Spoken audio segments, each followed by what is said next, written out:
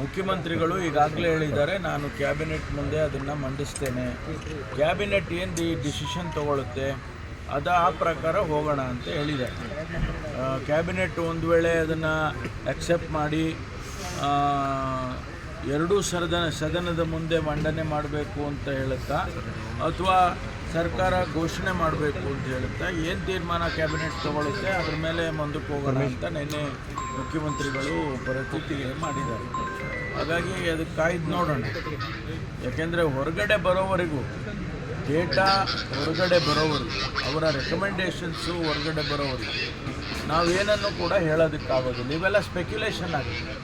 ನಾನು ಹೇಳ್ತೀನಿ ಇಂಥ ಜಾತಿ ಜಾಸ್ತಿ ಇದೆ, ಇನ್ನೊಬ್ರು ಹೇಳ್ತಾರೆ ಇನ್ನೊಂದು ಜಾತಿ ಜಾಸ್ತಿ ಇದೆ, ಆ ರೀತಿ ಹೇಳ್ಬೋದು. ಆದರೆ ಆ್ಯಕ್ಚುಯಲ್ ಡೇಟಾ ಅಥವಾ ರೆಕಮೆಂಡೇಷನ್ಸ್ ಬರೋದು ಅದನ್ನು ಓಪನ್ ಮಾಡಿ ಚರ್ಚೆ ಮಾಡಿದ್ರೆ ಗೊತ್ತಾಗುತ್ತೆ.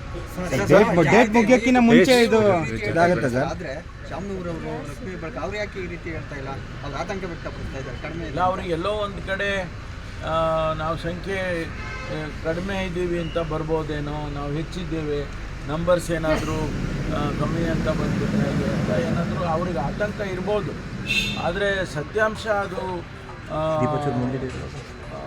ಕಮಿಷನ್ನು ಒಟ್ಟಾರೆ ಹಿಂದೆ ಅವರು ಕಾಂತರಾಜ್ ಇದ್ದದ್ದು, ಈಗ ಹೆಗಡೆ ಅವರಿದ್ದದ್ದು ಎರಡೂ ಸೇರಿ ಕಮಿಷನ್ ರಿಪೋರ್ಟ್ ಅಂತ ಕೊಟ್ಟಿದ್ದಾರೆ. ಯಾಕೆಂದರೆ ಅದು ಕಾಂತರಾಜ್ ವರದಿ ಅಂತ ಕೂಡ ಆಗೋದಿಲ್ಲ ಅಥವಾ ಹೆಗಡೆ ವರದಿ ಅಂತಲೂ ಆಗೋದಿಲ್ಲ. It is the commissions report, backward class commission report. ಆದ್ದರಿಂದ ಅದರಲ್ಲಿ ಅಧಿಕೃತವಾಗಿ ಡೇಟಾ ಬರುತ್ತೆ.